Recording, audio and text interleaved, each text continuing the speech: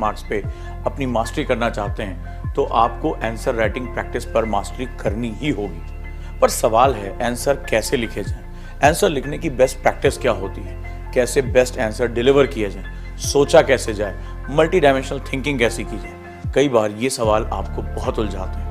मैं आपका गाइड ओजांक लेकर आ रहा हूं MAP mains answer practice programme, जहां हर दिन आकर मैं आपसे मेंस आंसर प्रैक्टिस के बारे में बात करूंगा, वो भी सिलेबस वाइज, यानी कॉन्सेप्ट बताने के साथ साथ आपको क्रिटिकल थिंकिंग भी सिखाऊंगा और साथ ही साथ सिखाऊंगा कि किसी क्वेश्चन पे एक मॉडल आंसर कैसा होना चाहिए। तो अगर आप भी जुड़ना चाहते हैं तो हमारे साथ जुड़ जाएं। Ojaank any time learning app download कर लें, वहां दिन में 1:30 बजे या हमारे YouTube channel IAS with Ojaank sir पर ये क्लासेस अवेलेबल रहेंगी। कितने प्राइस होनी चाहिए इसकी? 8,000, 10,000 या 12,000? नहीं, ये क्लासेस बिल्कुल निःशुल्क है। जी हाँ, बिल्कुल सही सुना, ये टोटली फ्री क्लासेस है मेरे द्वारा और मैं आपको स्टेप बाय स्टेप हर चीज सिखाऊंगा। तो अब देर किस बात की, जुड़ जाइए मैप प्रोग्राम के साथ, यानी मेंस आंसर प्रैक्टिस, और UPSC में अपनी सफलता को बिल्कुल सुनिश्चित कर लीजिए। नमस्कार दोस्तों, कैसे हैं आप सभी? उम्मीद करता हूं आप लोग बिल्कुल स्वस्थ होंगे और मजे में अपनी पढ़ाई कर रहे होंगे। और आज मेंस आंसर प्रैक्टिस में आप सभी का बहुत बहुत स्वागत है। मेंस आंसर प्रैक्टिस में मैं आपका गाइड ओजांक आप सभी का बहुत बहुत स्वागत करता हूं। और MAP प्रोग्राम यानी मेंस आंसर प्रैक्टिस प्रोग्राम आपकी लाइफ का एक बहुत इंपॉर्टेंट प्रोग्राम है और डेफिनेटली ये आपको एक नई ऊंचाई देगा।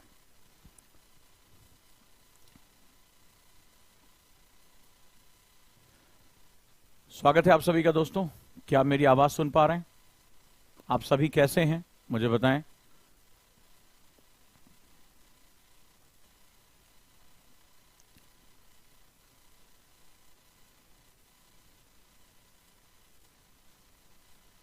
How are you all?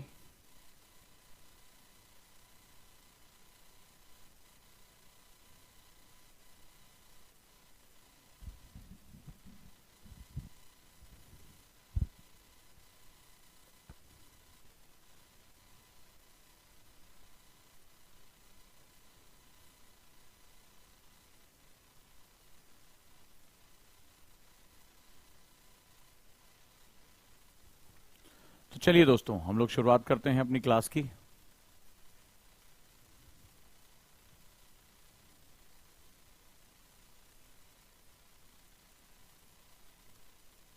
So let's start. इससे पहले की जो प्रैक्टिस सेशन है, यानी इससे पहले जो क्लासेस हुई हैं डे 5, आज हमारा 5वां दिन है आंसर प्रैक्टिस में और डेफिनेटली इससे आपको बहुत बेनिफिट होने जा रहा है। तो नो डाउट इसमें कोई जो है वो शंका नहीं है कि हम इससे बहुत इंप्रूव कर रहे हैं। इन क्लासेस के कुछ इंपॉर्टेंट पर्पस हैं। यहाँ पर जो सबसे इंपॉर्टेंट सेगमेंट है वो सिर्फ हम आंसर प्रैक्टिस ही नहीं सीख रहे हैं, साथ ही साथ हम सिलेबस के अकॉर्डिंग भी चल रहे हैं। और सिलेबस के अकॉर्डिंग चलने के साथ साथ जो सबसे इंपॉर्टेंट सेगमेंट हमारा हो रहा है वो ये हो रहा है कि हम किस तरीके से करंट अफेयर्स को भी अपडेट करते हैं और साथ ही साथ हम चीजों को सीखते भी हैं कि कैसे वो चीजें हमारे लिए बहुत ही इंपॉर्टेंट हो सकती हैं। राइट दोस्तों? So let's start. शुरू करते हैं हम लोग यहां पे क्लास अपनी।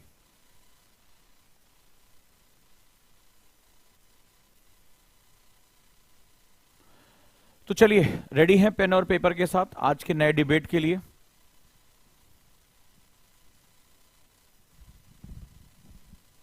सबसे पहले मुझे कमेंट बॉक्स में बताइए कि हाँ तैयार हैं और इससे पहले कि आपने क्वेश्चन प्रैक्टिस कर लिए और जो हमारा OTP है ऐप वो सभी के पास है, ताकि हम सेशन को प्रैक्टिस करें। सिर्फ टीचर के बता देने से काम नहीं होगा। जब तक आप आंसर की प्रैक्टिस करने की आदत नहीं डालेंगे, अपने टाइम टेबल में उसको हैबिचुअल नहीं करेंगे, तब तक चीजें नहीं होंगी। तो सबसे पहले मुझे सबका अफर्मेशन चाहिए। हाँ सर, हम रेगुलर आंसर प्रैक्टिस कर रहे हैं, आप जो बता रहे हैं वो डिबेट हम लिख रहे हैं।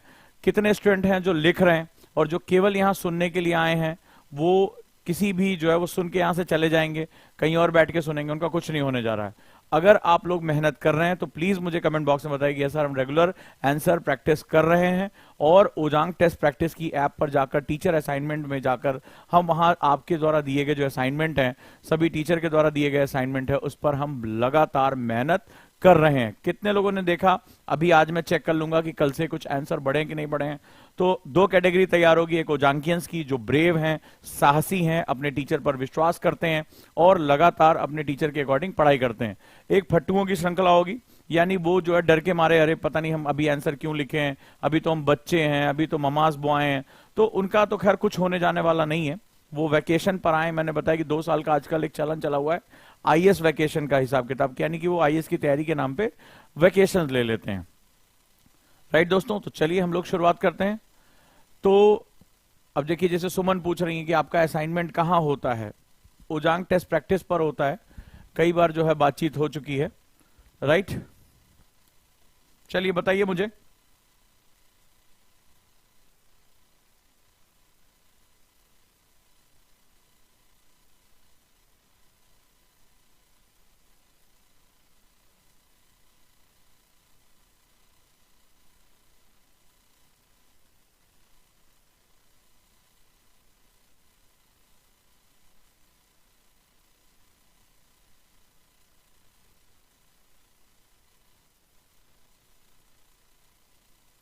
तो चलिए सबसे पहले हम देखते हैं कि हम प्रैक्टिस कहाँ करेंगे।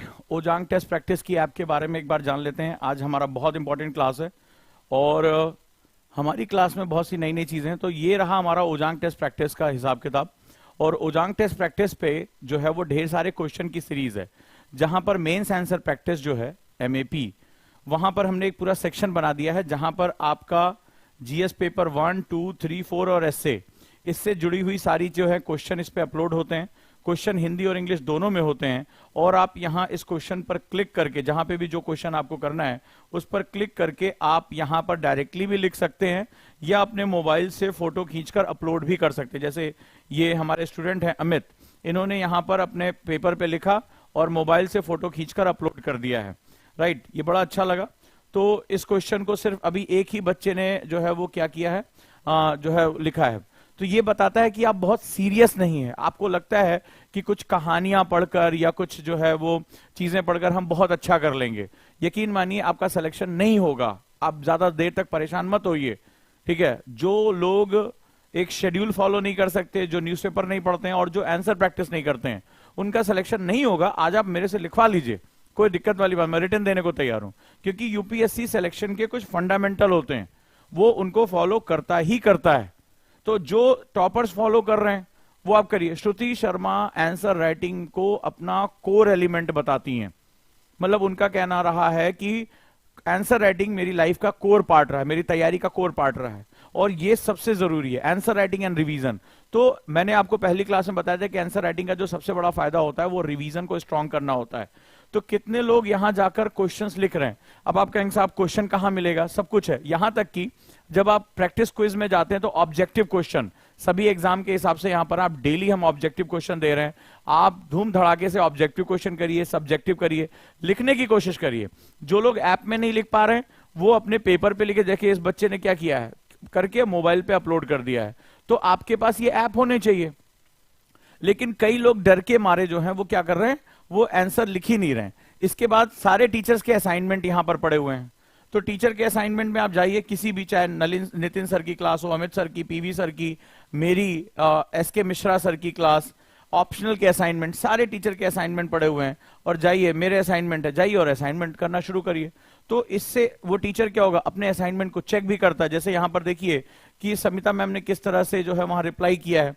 साथ साथ अब नया सेगमेंट शुरू कर दिया ब्लॉग का, यानी जो हमारे करंट के जो ब्लॉग्स हैं, मेरे द्वारा लिखे गए ब्लॉग्स हैं, वहां पढ़ने के लिए कंटेंट भी मिलेगा।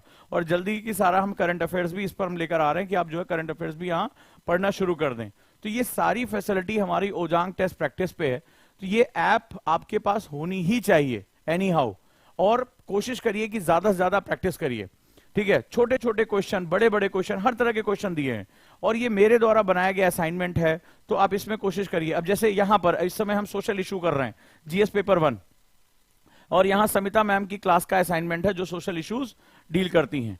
तो यहां पर आप देखिए कि कितने अच्छे अच्छे क्वेश्चन उन्होंने दे रखे हैं जो क्लास के अकॉर्डिंग है। और वो जो है, जैसे अभी आज का, कल ही हम लोगों ने वुमेन्स पढ़ा, आज भी हम जो है इसका एक दूसरा पार्ट करेंगे।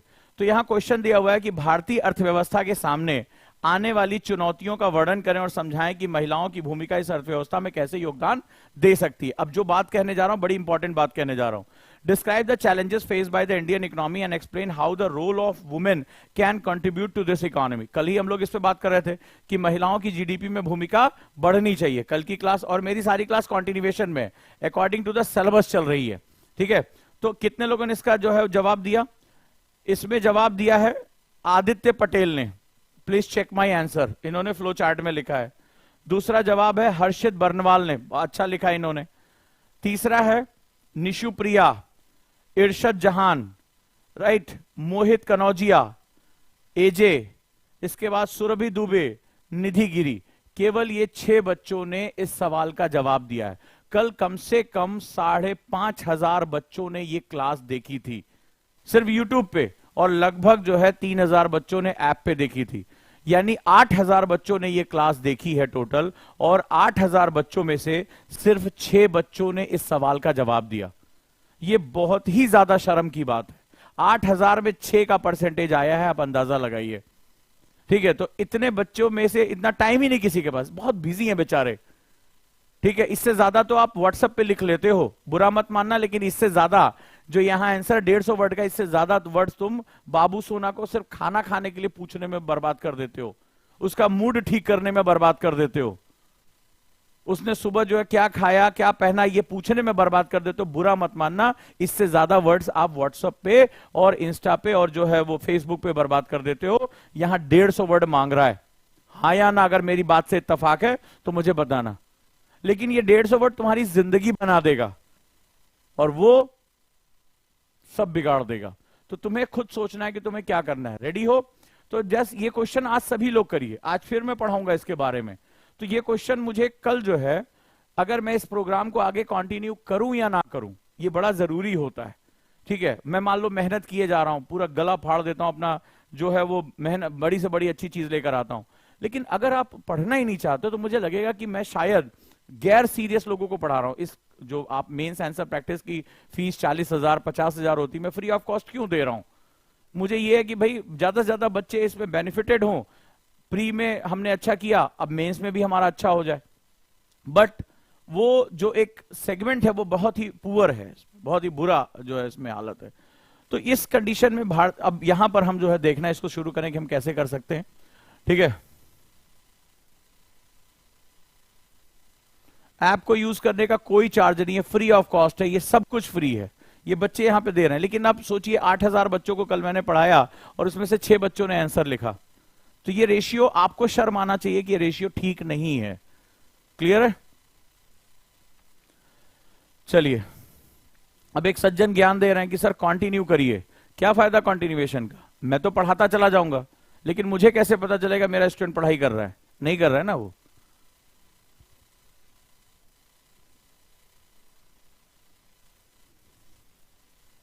तो अब आगे चलते हैं, आज बात करते हैं। Let's start. तो कल मैंने आपको बताया था ऑप्शनल मेला शुरू हो चुका है, देश में सबसे सस्ता ऑप्शनल का कोर्स, जिसमें PSIR 7,999, ज्योग्राफी ऑप्शन 7,999 और सोशियोलॉजी ऑप्शन 11,999। ये तीनों ऑप्शनल है और केवल जो है 12 अप्रैल से लेकर 16 अप्रैल तक ये ऑफर अवेलेबल है। इसका फीस बढ़ जाएगी, तो जो लोग ऑप्शनल नहीं ले अभी पाए हैं तो वो यहां पर जुड़ सकते हैं। चलिए, NCERT आंदोलन की क्लासेस शुरू हो गई हैं, आप इसके साथ भी जुड़ सकते हैं मात्र 999 में। GS फाउंडेशन की ओपन क्लासेस चल रही हैं, आज शाम को 4 बजे फिर है, आप इसके साथ भी जुड़िए। अब लेट्स स्टार्ट, हम लोग यहां से शुरू करते हैं अपना सबसे इंपॉर्टेंट सेगमेंट में। तो यहां से शुरुआत करते हैं स्टूडेंट के मैसेज के साथ। कल जैसा कि मैंने आपको बताया, कुछ लोगों को लग रहा होगा ये केवल जो है वो मेंस आंसर प्रैक्टिस की क्लास है, खासतौर पर बिगिनर होगा, लेकिन मेरे पढ़ाने का तरीका, जो स्टूडेंट मुझे जानते हैं, मैं बहुत कंटेम्प्रोरी पढ़ाता हूं, और कंटेम्प्रोरी इतना पढ़ाता हूं कि मेरे बारे में मेरे स्टूडेंट कहते हैं कि उजांग सर पढ़ाते पहले है, छपता बाद में। अब कहते हैं ना प्रत्यक्षम किम प्रमाणम, तो कल ही मैंने कुछ बहुत इंपॉर्टेंट चीजें डिस्कस की और मेरे स्टूडेंट ने सुबह सुबह मुझे ये मैसेज भेजा, ये हमारे एक स्टूडेंट हैं कि सर प्रणाम, कल की MAP mains answer writing class में डायरेक्टली छपा है, नेहा नाम है इनका, GS1 women empowerment, thank you so much sir. ठीक है, सुबह 8 बजे इनका मैसेज आया, 8:15 बजे, कि सर ये आज के अखबार में सीधे सीधे। और देखा कल मैंने क्या आपको पढ़ाया था? कल मैंने आपको पढ़ाया था वुमेन एम्पावरमेंट के बारे में, गिग इकोनॉमी के बारे में डिस्कस किया था, और जो मैंने कल एक कॉन्सेप्ट दिया था वो बहुत गहरा कॉन्सेप्ट था। वो कॉन्सेप्ट था सबसे इंपॉर्टेंट तरीके से कैसे महिलाएं जो है वो किसी भी इकोनॉमी के लिए जो ये पुरुष और महिला ये दो कैटेगरी होती है, इसको मेजर करना आसान होता है। हर देश की अपनी परिस्थितियां होती, कोई जातिवादी समाज है, कोई नस्लवादी समाज है, कोई धार्मिक समाज है, लेकिन ये दो कैटेगरी सेम होती है। और गिग इकोनॉमी उनको क्या कर रही है, उनको काफी हेल्प कर रही है। भारत की परिस्थितियों के हिसाब से बहुत अच्छा है। आज अंदाजा उठाया कि किसने किसने आज का पेपर पढ़ा है। आपको आश्चर्य हुआ कि कल ही तो उजांग सर ने सुबह सुबह डिस्कस किया। ऐसा लगता है न्यूज़पेपर वाले भी क्लास ज्वाइन करके वो छाप देते हैं। श्रम बल में महिलाओं की बढ़ती हिस्सेदारी, और यहां पर लाइन जो यूज की है देखो कि आज की डेट में पेटीएम, जोमेटो, रैपिडो जैसी कंपनी अपने कार्यबल में विविधता लाने के लिए महिलाओं के लिए सबसे अधिक पदों का विज्ञापन करने वाली कंपनियां रही हैं। यानी ये क्या है, गिग इकोनॉमी है, गिग इकोनॉमी है, इसके साथ बढ़ रही है। साथ ही साथ गैर पारंपरिक क्षेत्र जो कल हम लोग डिस्कस कर रहे थे, वहां महिलाओं की हिस्सेदारी बढ़ रही है, उनके पास ऑप्शन ज्यादा आ रहे हैं अब, और वो अपने हिसाब से चीजें कर रही हैं। कोई अब तो कैब ड्राइवर भी बन रहा है, तमाम तरह की चीजें जो कभी माना जाता है केवल पुरुष कर सकते हैं, वो महिलाएं भी अब करने लगी हैं। और इससे क्या हुआ है, यहां पे देखिए कह रहा है कि पहले 34% महिलाओं की भागीदारी थी जो कुल संख्या थी, अब बढ़कर महिलाओं की संख्याओं में 60% जो लेबर फोर्स है उसमें बढ़ोतरी हुई है। तो ये क्या हुआ, करंट अफेयर्स में। अब आप जब ये न्यूज पढ़ रहे होंगे, आज कितने लोगों ने पढ़ा, तो वहां पर अब तुम्हें लग रहा होगा अरे यार उजांग सर ने तो कल इस पे बारे में बहुत अच्छी खासी डिस्कशन कर दी है, तो न्यूज़पेपर तुम्हें बहुत आसान लगने लगा होगा। दूसरा, जिससे पहले तीसरी क्लास डिस्कस की थी और जो दूसरी क्लास थी, मैंने कहा था किसी भी राष्ट्र को समझने के लिए अपने देश को समझना बड़ा जरूरी। जब तक तुम बी से ए पर नहीं आओगे, अब बी टू ए अब बच्चों में कॉमन हो गया है, सब लगातार मुझे बच्चे भेज रहे हैं। अब ये स्टूडेंट हैं, सर मैं सादर प्रणाम करता हूं कि आप जिस दिन से उत्तर लेखन कक्षा प्रारंभ किया है, तब से हमारी सोच में, न्यूज़पेपर पढ़ने में, किसी टॉपिक पर बहुआयामी सोचने में बहुत मदद मिली है। इस तरह हमारी शिक्षा नीति में रोजाना बदलाव किए जा रहे हैं, वो हमें संकेत दे रहे हैं कि भारत B2A स्थिति पर आ रहा है। तो अब क्या हुआ, तुम कोड यूज कर रहे हो B2A, तो मेरी क्लास में सबको समझ में आ चुका है B2A क्या है, यानी ग्लोबलाइजेशन का हम फायदा कैसे उठा सकते हैं। ग्लोबलाइजेशन से अब तक हमारा शोषण हुआ, वो हमें अपनी संस्कृति, अपना सामान, अपनी इकोनॉमी, सब कुछ हमें भेजते रहे, अपने हथियार, अपनी मुद्रा। लेकिन अगर हम भारतीयों ने अपने ऊपर गर्व करके अपनी पोजीशन खाली चेंज कर दी, यकीन मानिए ग्लोबलाइजेशन का सारा फायदा हमें मिल जाएगा। हमारा सामान बिकेगा, हमारी ब्रांड बिकेगी, हमारी तूती बोलेगी, हम पूरी दुनिया में करें, और लगातार यही हमारी बात चल रही है। अब देखिए क्या है, यहां पे बच्चे ने मुझे भेजा है, सुबह 9:10 पे आया कि विश्वविद्यालय अनुदान आयोग के नए एनसीएफ में भारतीय ज्ञान परंपरा के कई आयाम शामिल किए जाएंगे। यह बता रहा है पहली बात कि जो हम पढ़ रहे हैं बहुत ही कंटेम्प्रोरी है। तो भारतीय ज्ञान परंपराएं जो हमारी थी, हमें लगता था one who is western that is modern, हर चीज जो पश्चिमी है वही आधुनिक है, लेकिन अब हमें अपनी संस्कृति पे गर्व होने लगा है। याद होगा मैंने कहा था कि प्रधानमंत्री ने कहा कि शायद 2014 के बाद हमारा पुनर्जागरण हुआ है कि हम भारतीय परंपराओं को न सिर्फ समझने लगे हैं, हम उस पर गर्व भी करने लगे हैं, राइट। तो यह भी एक बड़ा इंपॉर्टेंट हिस्सा हमारा हो गया। तो अब वो चीज बता रही है कि भारत को भारत के नजरिए से समझने की बहुत आवश्यकता है। तो चलिए आज हम डिस्कस करते हैं अगला सेगमेंट। आज हमारा एक बहुत इंपॉर्टेंट टॉपिक है जो दो टॉपिक से मिलकर बना हुआ है। सोशल इश्यूज में, यानी कि जो है इंडियन सोसाइटी में, जो जीएस पेपर 1 है, उसमें दो टॉपिक बड़े इंपॉर्टेंट हैं। मैंने आपसे कहा था कल कि जो हमारा तीसरा टॉपिक है यानी महिलाओं से संबंधित मुद्दा, वो यूपीएससी का एक परमानेंट पार्ट, जैसे शादी में फूफा होना जरूरी है, वैसे महिलाओं संबंधित मुद्दा बहुत जरूरी होता है। लेकिन दूसरा एक मुद्दा पिछले कुछ समय से बहुत चर्चा में, और मेरी बात याद रखना जो नए बच्चे मेरे साथ जुड़े हैं, जो चर्चा में है वो पर्चा में है, यानी one who is in news वो एग्जाम में आएगा, ठीक है। तो बहुत ध्यान से पढ़ना है। तो जो चर्चा में है वो पर्चा में है, लिख लो इसको आज से। तो अब क्या करना है, यहां एक और मुद्दा है, वो है जनसंख्या, ठीक है, पॉपुलेशन। आपको पता है कि भारत ओवर पॉपुलेटेड कंट्री है और जनसंख्या एक ऐसा मुद्दा है जो सब कुछ खा जा रहा है।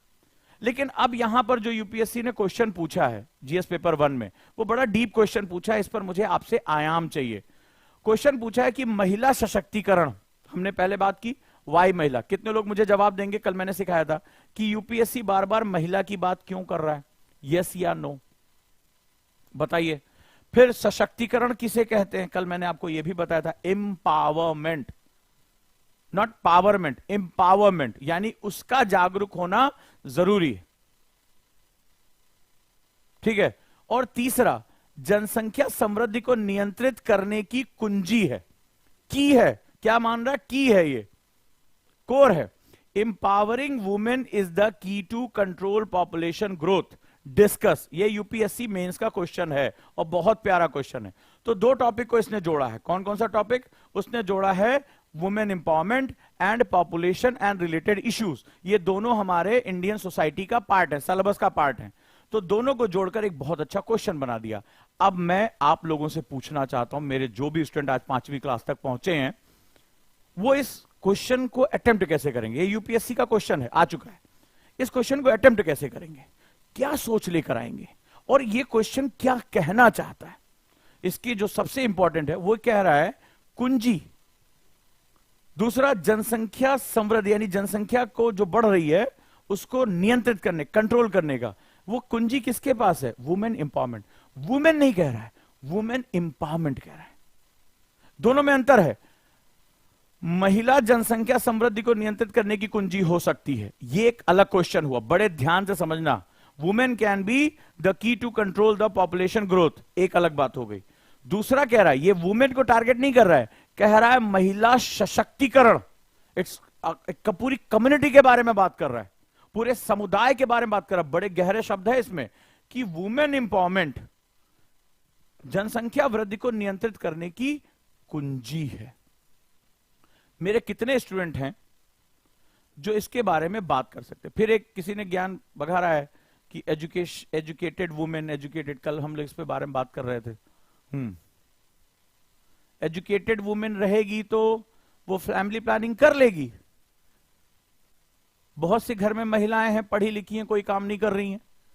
कल ही हम लोग इस हवाई बातें मत किया करो, लेकिन फैसले पति ले रहा है और पति उसको बच्चा पैदा करने की मशीन मानता है। और क्योंकि उसका जितना भी पोषण है, महिला कह रहा है मैं कमा के ला रहा हूं, चाहे 10 बच्चे होंगे मैं पालूंगा। तुम एजुकेटेड हो, एजुकेशन का क्या मतलब हो जाता है?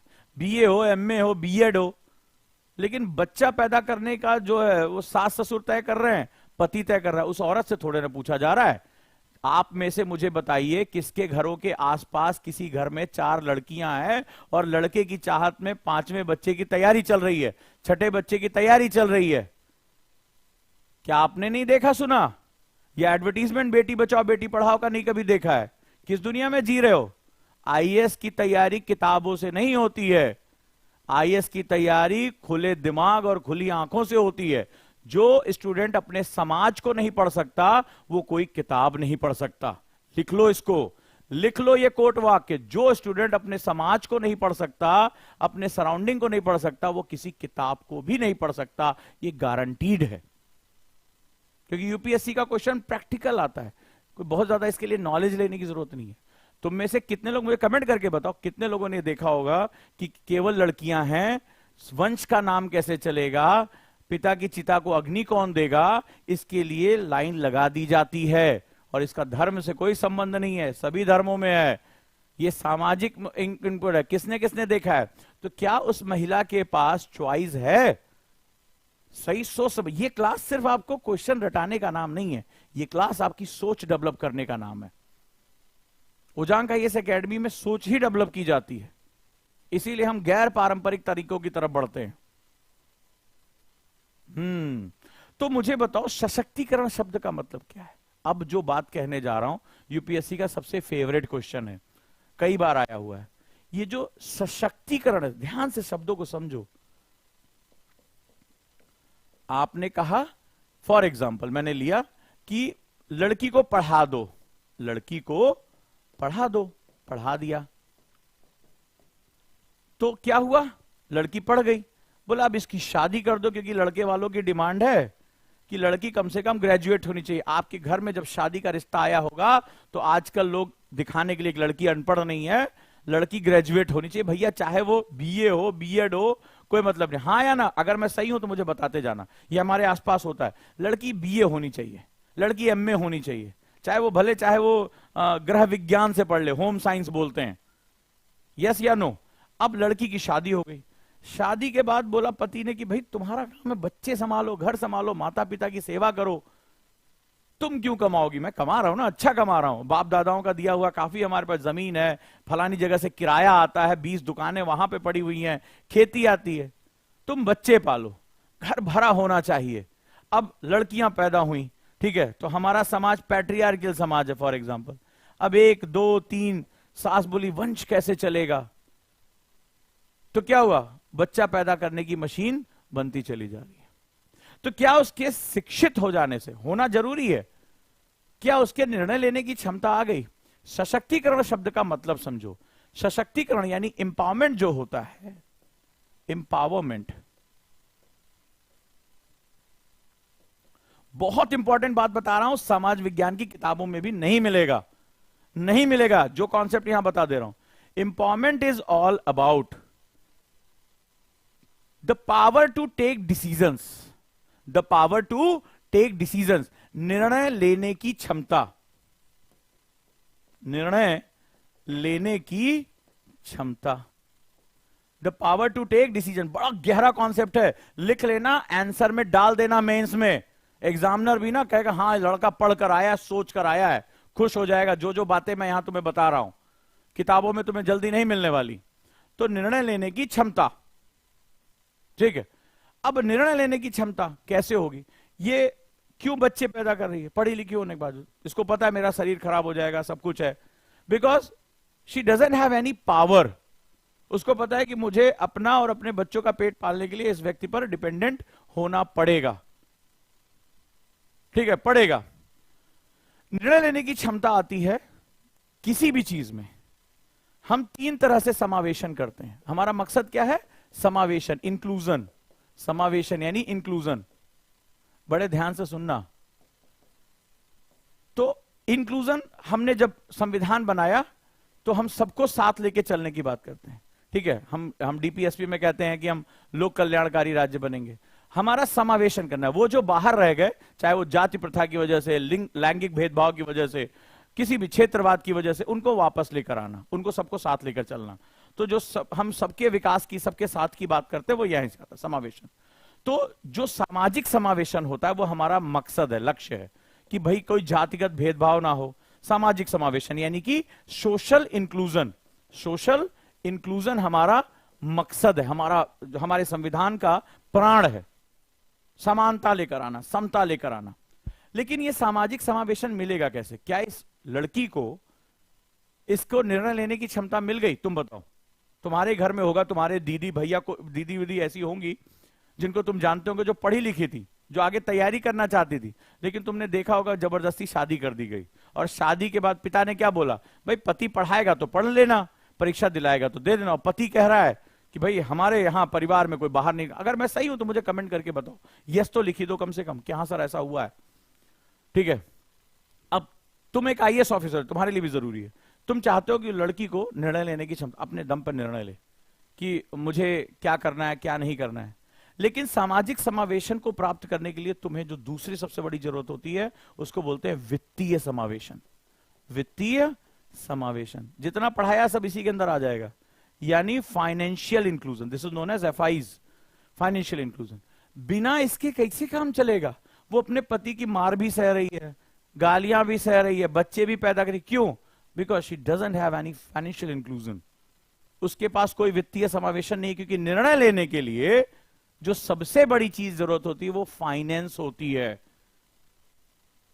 निर्णय लेने के लिए मुझे फाइनेंस चाहिए होता है।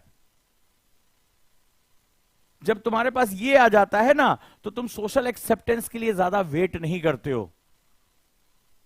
कोई मान लो हमारे यहां जाति प्रथाओं में कोई ऐसा व्यक्ति है जिसको प्रताड़ना झेलनी पड़ी, कल को इसी में से कोई आईएएस बन गया ना, पावर पैसा आ गया, अब जरा तुम बोल के दिखाओ। पहले था कि तुम गांव में चल नहीं सकते, वो बड़े वाले साहब के सामने तुम सर उठा के बात नहीं कर सकते, अब वो तुम्हारे सामने नहीं कर पाएंगे।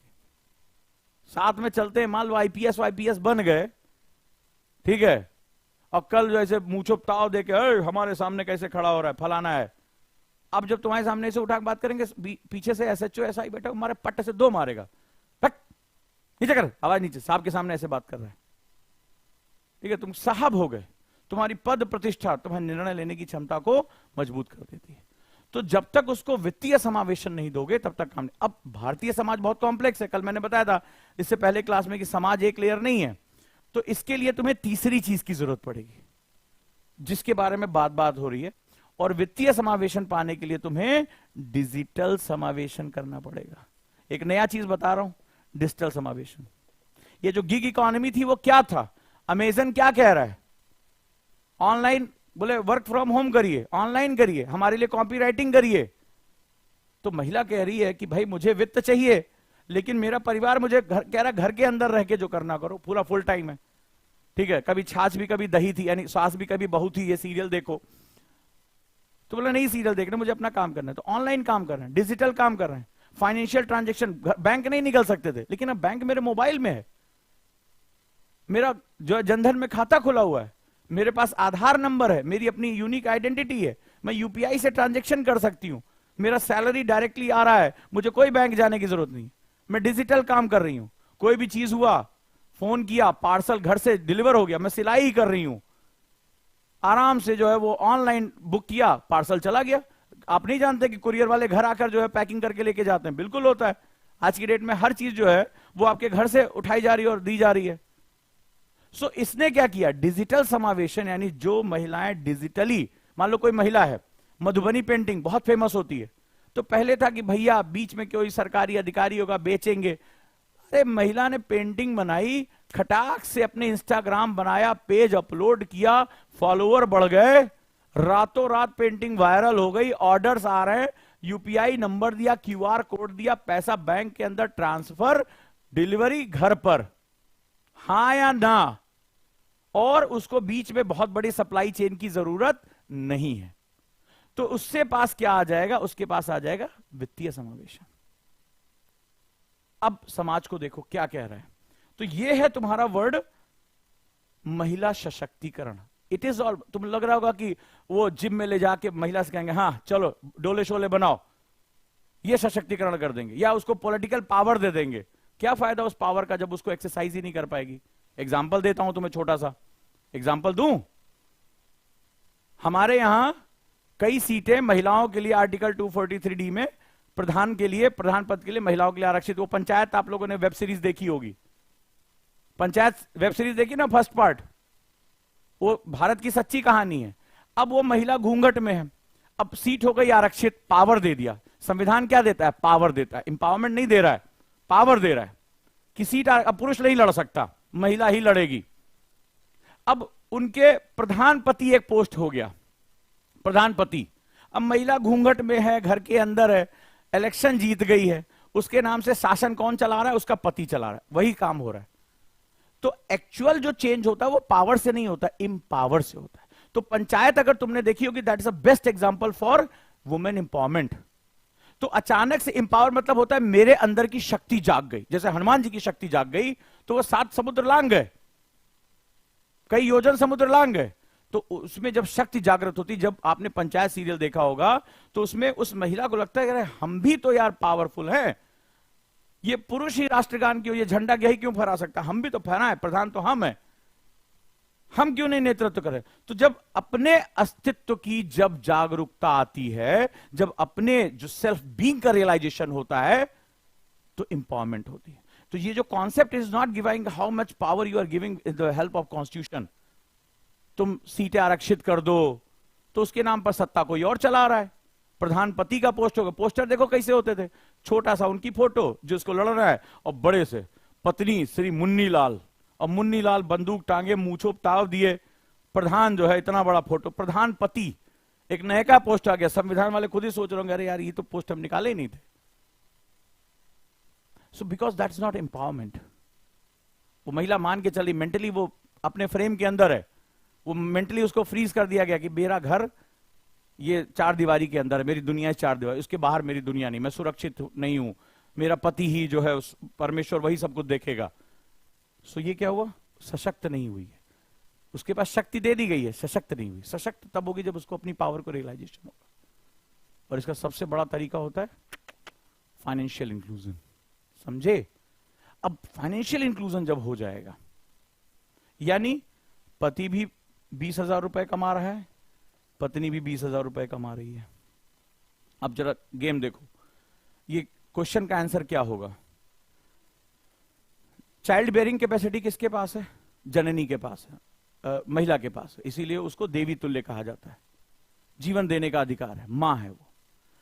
तो चाइल्ड बियरिंग कैपेसिटी में वर्कफोर्स से बाहर हो जाए। कल मैंने क्या समझा था, जीडीपी के लिए सब कुछ क्या है, श्रम बल है, वर्कफोर्स। तो जितने समय चाइल्ड बियरिंग होगी, यानी कि जो प्रेगनेंसी टाइम होगा, वो वर्कफोर्स से बाहर हो जाएगी। तो इस परिवार की इनकम क्या हो गई, डाउन हो जाएगी। अगर वो 2 बार प्रेगनेंसी डील करती है तो वो क्या होगा, 2 बार वर्कफोर्स से बाहर हो जाएगी। लंबे समय तक बच्चों की देखभाल करना, चाइल्ड बियरिंग करना, हेल्थ पे भी जो है निगेटिव इंपैक्ट आएगा। तो जब उसके पास फाइनेंशियल इंक्लूजन आ जाएगा, she has power to take decision. और ये मैंने देखा है बड़े करीब से, ठीक है। लोग धर्मों के ऊपर बात करते हैं, तमाम चीजों बात करते हैं, ऐसा कुछ नहीं है। मैं मुस्लिम परिवारों को भी जानता हूं, अल्पसंख्यक परिवारों जहां महिला कमाती है, वो कहती भैया 1 या 2 बच्चे बस, 1 या 2 बच्चे।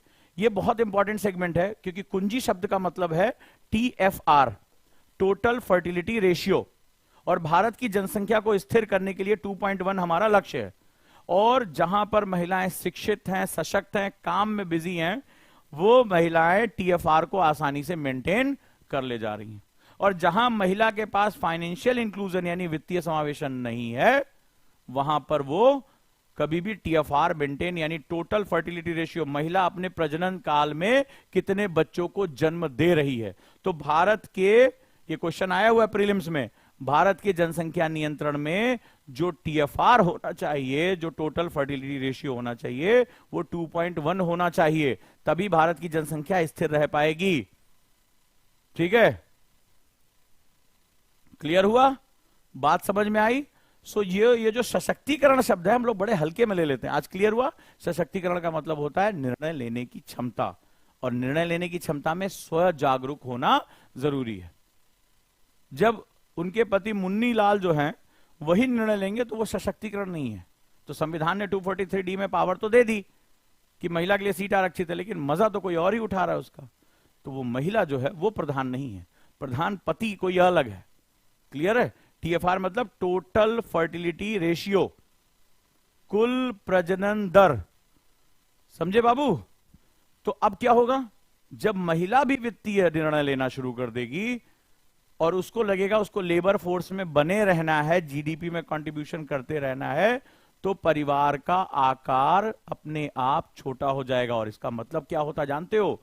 एक वर्ड मैंने क्लास में पढ़ाते समय बताया था, कई बच्चों को सुना होगा, और वो ये बताया था कि economy is the best contraceptive. परिवार नियोजन के लिए सबसे बढ़िया जो उपाय है वो अर्थव्यवस्था है। जैसे हमारे कई बच्चे हैं, तैयारी करते हैं, फॉर एग्जाम्पल, तो 30-32 साल की एज तक वो IAS की तैयारी करते हैं, यानी 32 साल तक वो माता पिता नहीं बनते हैं। तो नतीजा क्या होगा, विवाह की आयु बढ़ गई या परिवार के आकार बढ़ाने की आयु बढ़ गई, क्योंकि वित्तीय रूप से वो स्टैब्लिश होना चाहते हैं। तो ऑटोमेटिकली क्या हो गया, प्रजनन दर कम होती चली जाती है। क्लियर है? तो आंसर क्या लिखोगे? चलो जल्दी से इसका फ्लो चार्ट बनाओ, कितने पॉइंट्स लिख लोगे?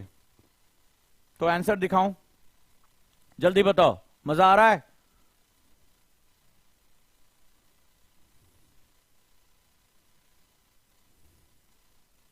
कितने पॉइंट लिख लोगे, जल्दी बताओ मुझे।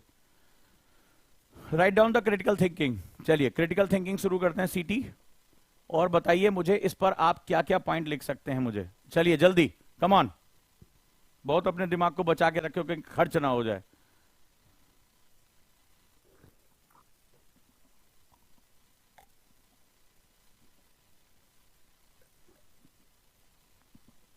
चलिए, समझ में आया?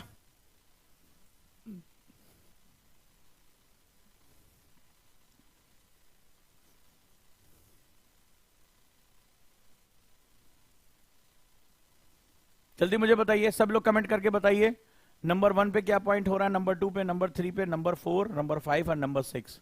कितने पॉइंट्स आप लोग लिख रहे हैं? नंबर वन हिसाब से आंसर दीजिए सब लोग। नंबर 1 पे क्या पॉइंट रखना चाह रहे हैं आप लोग? फिर मैं आंसर दिखाता हूं आपको। नंबर 2 पे, शाबाश, फाइनेंशियल इंक्लूजन फर्स्ट, गुड, शाबाश बेटा। आशीष यादव, गुड बेटा, economic empowerment, good. Sumit, education and awareness, शाबाश बेटा, वंडरफुल, सब लोग ट्राई करो।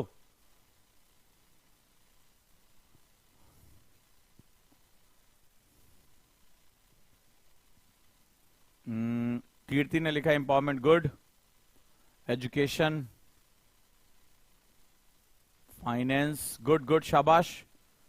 और वेरी गुड, अवेयरनेस भारती ने लिखा है। And Anupriya, decision making power, good, शाबाश। और स्किल, गुड, वेरी, बहुत बढ़िया। डिजिटल इंक्लूजन, शाबाश, क्लास अच्छा कर रही है, good good class,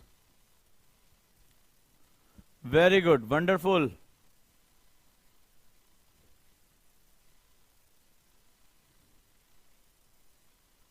very good Sahil, Musheer, Shiksha, good, बहुत बढ़िया। चलिए अब हम देखते हैं कि हम इसका आंसर एक्चुअली में क्या होना चाहिए।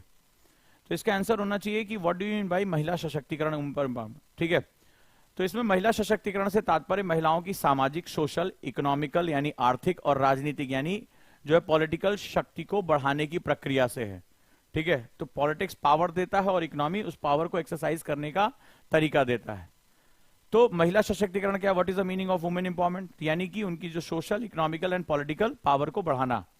महिलाओं को सशक्त बनाने में उन्हें शिक्षा, स्वास्थ्य देखभाल और आर्थिक अवसरों तक पहुंच यानी कि रीच टू द इकोनॉमिक जो है अपॉर्चुनिटीज, यानी उनको भी नौकरी का अवसर दिया जाए, वो भी जॉब कर सकें।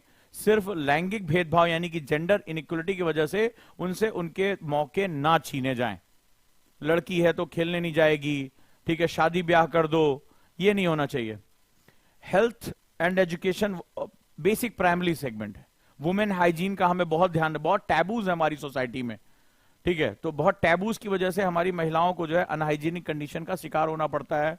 और ये टैबूज इतने खतरनाक हैं कि वो आप खुलकर उसके बारे में बात नहीं कर सकते। हाँ, शर्म का विषय है ये सारी चीजें, और इसीलिए उनको बहुत दयनीय स्थिति में अपना जीवन जो है निकालना पड़ता है। तो ये टैबूज से हमें लड़ना पड़ेगा, हमें बात करनी पड़ेगी इसके बारे में। ये महिलाओं को अपने प्रजनन स्वास्थ्य के बारे में निर्णय सहित अपने स्वयं के बारे में सूचित निर्णय लेने की अनुमति, जैसा मैंने बताया था डिसीजन मेकिंग। तो बच्चे पैदा करने हैं नहीं करने हैं, उनका अपने प्रजनन स्वास्थ्य के उनके ऊपर क्या फर्क पड़ेगा, उन्हें ये करना चाहिए कि नहीं करना चाहिए। साथ ही साथ अपने स्वयं के बारे में डिसीजन लेना। तो मैंने बताया था ना कि आपने पावर दे दी, लेकिन अगर वो अपने पावर के लिए अगर अवेयर ही नहीं है, सोच ही नहीं रही अपने बारे में, बोले वो भैया हमारी सास जाने, हमारे पति जाने, हमें बताया गया जहां वो हमें बिठा देंगे वहां बैठेंगे। आपने कई ऐसे महिलाओं से मिले होंगे, ठीक है। तो उस कंडीशन में जब तक वो अवेयर नहीं होगी तब तक वो इंपावर नहीं होगी, ठीक है। ये अवेयरनेस बहुत जरूरी है, वो कौन है, राइट, बहुत गहरी बात है ये। तो अब किस तरह से प्रभावशाली होगा, जनसंख्या वृद्धि को नियंत्रित करने में महिला सशक्तिकरण किस प्रकार प्रभावी होगा। पहला, आर्थिक रूप से सशक्त महिला अपने और अपने परिवार के लिए बेहतर निर्णय ले सकती। ऑब्वियस ही बात है, भाई पति ने कहा है हम तुम्हें कमाई का पैसा नहीं देंगे, जब बोले भगेंस मैं खुद कमा लेती हूँ, तुम्हारे से ज्यादा कमा लेती हूँ, भगेंस भगे, हम अपना बच्चा पाल लेंगे, ठीक है। तो हालांकि अगर हम दूसरे एंगल से देखें तो इससे पारिवारिक क्या होगा, परिवार टूटने का खतरा। लेकिन वो महिला किसी के अत्याचार नहीं सहेगी। पता चला पति जो है आ रहा है शराब पी के पीट रहा है, नहीं, बोले पति पत्नी दोनों बराबर। और आप शहरों में देखिए, तो अगर आप शहरों में देखेंगे तो पत्नी भी कमा रही, पति भी कमा रहा। पहले था कि भाई पति कमा के आ रहा है, पत्नी भी कमा रही है, तो लेकिन खाना पत्नी ही बनाएगी, बर्तन पत्नी धोएगी। लेकिन आज अगर मेट्रोपॉलिटन्स में देखेंगे, जो जनरेशन जेड आ रही है, वो क्या काम करी, वो साथ साथ बर्तन धो रहे हैं, साथ साथ चीजें करें, बराबर की भागीदारी हो रही है। तो ये टैबूज टूट रहे हैं। ये स्पष्ट है कि अब जब महिलाओं को अपने स्वयं के जीवन को बेहतर बनाने के लिए सशक्त किया जाता है तो जनसंख्या वृद्धि कम हो जाती है। क्यों? क्योंकि वो वर्क फोर्स में बने रहना चाहती है। देखो, अगर मैं सीधे सीधे ये लिखा था जो इसका स्टैंडर्ड आंसर है तो आधे से ज्यादा बच्चे समझ ही नहीं पाते। लेकिन अब जिस हिसाब से मैंने इसको समझाया, अब तुम अपने आप समझ गए होगे कि वो महिला अपने आप को जीडीपी का पार्ट बनाए रखना चाहती है, वो लेबर फोर्स का पार्ट बने रहना चाहती है, ठीक है, महत्वाकांक्षी है। तो उस कंडीशन में क्या करेगी, अपने जीवन के लिए बेहतर निर्णय ले सकती है। शिक्षा महिलाओं लड़कियों को अपने जीवन की योजना बनाने के लिए सशक्त बनाती है, ठीक है। तो यानी वो सोच समझ सकती हैं। शिक्षित महिलाएं अपने प्रजनन स्वास्थ्य विकल्पों को समझते हुए छोटे परिवार को अपनाती हैं। और सिर्फ शिक्षा नहीं, साथ ही साथ स्किल भी वेरी इंपॉर्टेंट, स्किल कि किस तरह की स्किल है आपके पास, तो दैट्स ऑल्सो वेरी इंपॉर्टेंट। तो स्किल का मतलब है भले चाहे वो किसी डिग्री कॉलेज में नहीं गई हूं, but they are skill, they are earning their own money and they have lot of opportunity, मान लो स्किल भी है, लेकिन आपकी अर्थव्यवस्था जो है वो क्या कर रही है, उसको अपॉर्चुनिटी नहीं दे रही है। तो यहां वो चीजें नहीं होनी चाहिए। अगला, जब महिलाओं की सामाजिक स्थिति अच्छी होगी, यानी सोशल, जो हमने कहा था सबसे पहला टारगेट क्या है हमारा, जो मेन टारगेट है हमारे कॉन्स्टिट्यूशन का, वो है सोशल इंक्लूजन को हासिल करना। लेकिन सोशल इंक्लूजन बिना फाइनेंशियल इंक्लूजन के नहीं मिलेगा, और फाइनेंशियल इंक्लूजन बिना आज की डेट में डिजिटल इंक्लूजन के नहीं मिलेगा। तो जब इनकी सामाजिक स्थिति, यानी जब ये इंक्लूड हो जाएंगे, इंक्लूड मतलब जो सबके लिए वो इनके लिए भी है, ठीक है। अब जैसे मैं बहुत सी बच्चियों को जानता हूं, मैसेज आता है कि सर मैं आईएएस की तैयारी करना चाहती हूं, 2-3 महीने वो कर भी रही हैं, सर वो पापा कह रहे हैं कि एक अच्छा लड़का आया हुआ है, हाथ से निकल जाएगा, शादी कर लो। बहुत से बच्चियों को मैं जानता हूं, ठीक है। तो अब वो दबाव में या तो पहले कुछ लड़ाई वड़ाई करती हैं, फिर पिताजी भी बरगलाते, देखो भाई मुझे कुछ हो जाएगा, कुछ ऐसा हो जाएगा, तो अपना जो मेलो ड्रामा चलता है परिवार में, ठीक है, तो निपट लो यहां से, जाओ तुम यहां से, या जाके पति पढ़ाएगा तुम उसके साथ पढ़ना। अब पति का माइंडसेट कुछ और है, तो इस कंडीशन में क्या होगा, सामाजिक स्थिति अगर अच्छी होगी तो जनसंख्या वृद्धि धीमी होती है और सभी के जीवन की गुणवत्ता में सुधार होता है। यदि समाज एक महिला के अवसरों को सीमित करता है तो संसाधन विहीन माता पिता अपनी बेटी के भविष्य में निवेश नहीं करेंगे, ठीक है। उसके पास कम उम्र में शादी करने और बच्चे जन्म के अलावा कोई विकल्प नहीं होगा। क्यों? क्योंकि समाज एसेट देखता है। अगर आप अच्छे से कमाई कर रही है, लड़की अपने अच्छे डिपेंड है, तो वो कह रही मुझे किसी की जरूरत नहीं है, वो अपने माता पिता के लिए एसेट है, अपने डिसीजन खुद ले रही है। बहुत इंपॉर्टेंट पॉइंट है। महिला सशक्तिकरण महिलाओं के ये मौलिक अधिकार का प्रयोग करने की अनुमति देता है कि वे कितने बच्चे कब और किसके साथ चुन सकते हैं, तो ये सारे डिसीजन वो ले रही है। तो मैंने पहले बताया था सशक्तिकरण बेसिकली होता है निर्णय लेने की क्षमता, और वही बात यहां कही गई है, लेकिन उसको मैंने बहुत आसान शब्दों में आपको समझा दिया। तो निष्कर्ष क्या लिखेंगे, कंक्लूजन क्या होगा? वर्तमान में भारत की जनसंख्या चीन के बाद अब तो खैर पहले नंबर पर आ गई है, दूसरे स्थान पर है, लेकिन माना जा रहा है कि कुछ समय में ऑफिशियल रिपोर्ट आएगी, इंडिया नंबर 1 पे आ जाएगा, ठीक है। 2050 तक 170 करोड़ पहुंचने का अनुमान है। इतने लोगों को अब खिलाओगे कहां? तो जनसंख्या नियंत्रण केवल सरकार के बस का नहीं है। अगर सरकार महिलाओं को सशक्त कर दे तो हर परिवार जनसंख्या नियंत्रण की तरफ अपने आप बढ़ जाएगा। टीएफआर गवर्नमेंट को जो है वो क्या हो जाएगी, मिल जाएगी।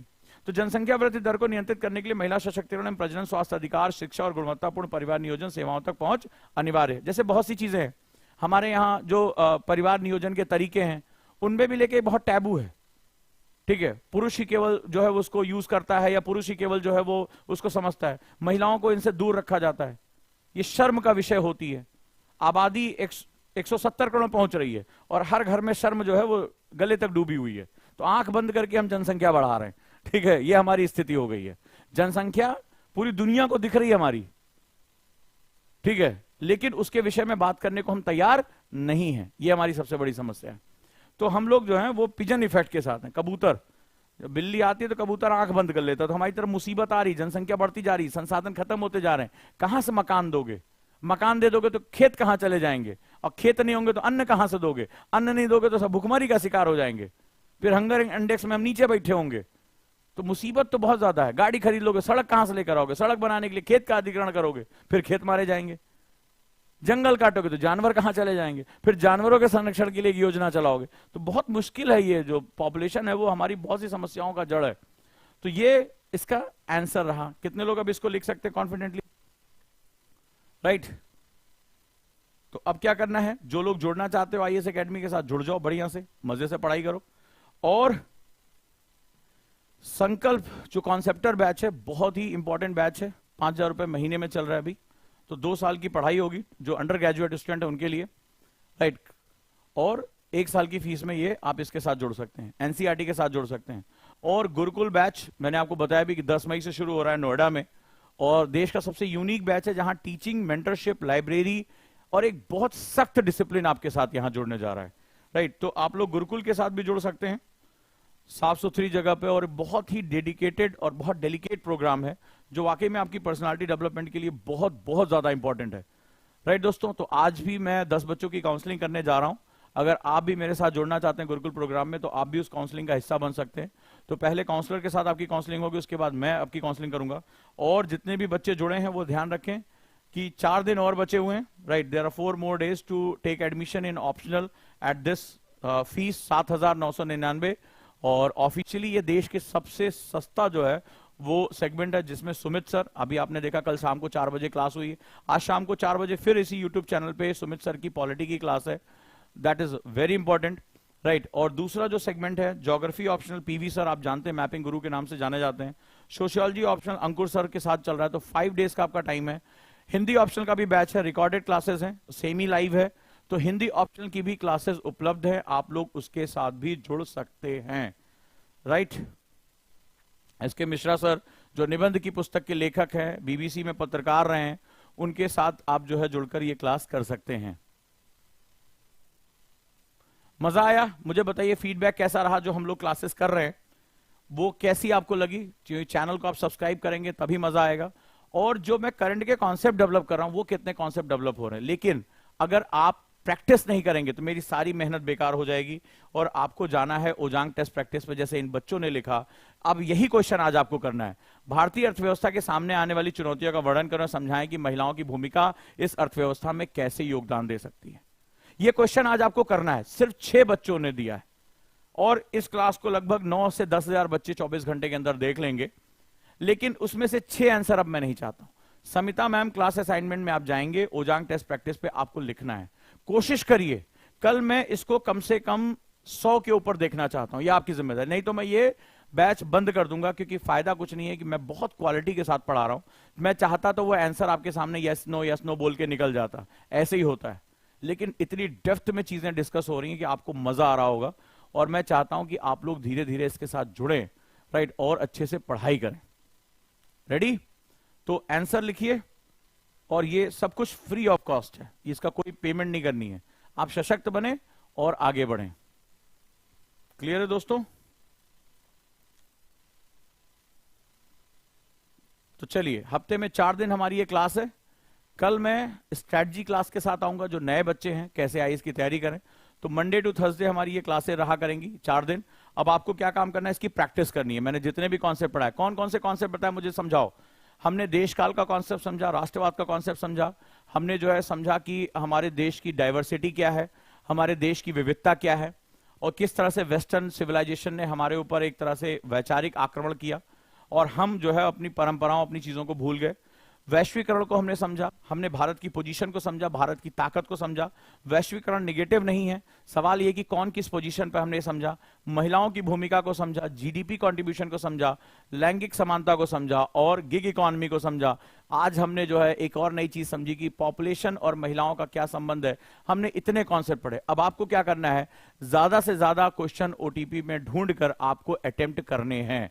अगर आप नहीं करते हैं तो मेरी मेहनत का आप जो है वो सत्यानाश कर देंगे और मुझे फिर ये क्लासेस आगे चलकर बंद करनी पड़ सकती हैं। और निवेदन है कि चैनल को सब्सक्राइब कर लें, साथ ही साथ अपने दोस्तों को ये क्लास शेयर करें। जब ओपन है तो सब तक पहुंचाइए। मैं आप तक पहुंचा, 10,000 लोगों तक मैं पहुंचा, अगले 10,000 लोगों तक पहुंचाने की जिम्मेदारी आप लेंगे या नहीं लेंगे मुझे बताइए। जो ओजांकियन है वो परिवार की तरह रहते हैं, फैमिली की तरह रहते हैं, तो कितने लोगों को आप शेयर करेंगे मुझे आप संख्या बताइए कि ये क्लास उन तक पहुंचनी चाहिए, ताकि वो भी सही तरीके से आंसर राइटिंग कर सके, समझ सके कि आंसर राइटिंग का क्या इंपॉर्टेंस है। और जो बच्चे अभी अखबार नहीं पढ़ते हैं वो प्लीज चाहे तो आप दीपक सर के साथ जुड़कर 199 रुपए महीने में आप द हिंदू की क्लासेस ज्वाइन कर सकते हैं, लेकिन बिना न्यूज़पेपर के इस यूपीएससी में आपके लिए कोई जगह नहीं है, ये बात याद रखिएगा।